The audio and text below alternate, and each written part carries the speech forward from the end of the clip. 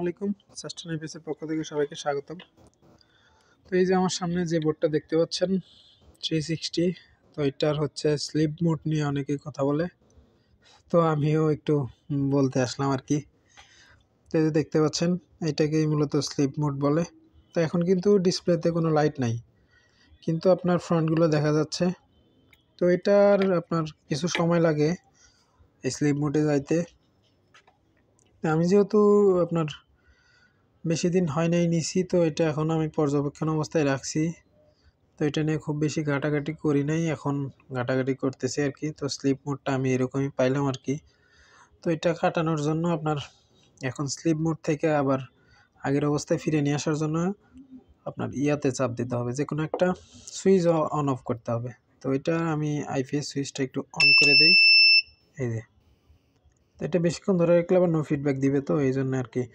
এই যে দেখতে পাচ্ছেন চলে আসছে। তো এটাই মূলত আপনার নর্মাল মোড, আর স্লিপ মোডে গেলে শুধু ফ্রন্টগুলো শো করে।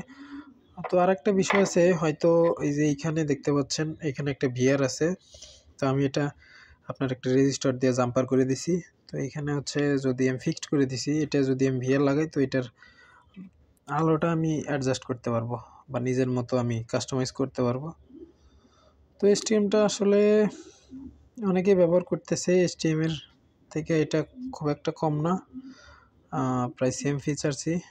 তো আরও বিশেষ কিছু পার্থক্য থাকতে পারে, সেটা অনেকের মতেই কম বেশি আছে। তো এই তো অবস্থা।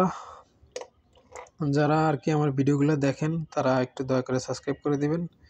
আমাদের চ্যানেলটা নতুন, আর আমরাও যে খুব বেশি জানি এমন না, তবে আমরা যতটুকু জানি আমাদের ধারণা আর কি শেয়ার করি আপনাদের সাথে।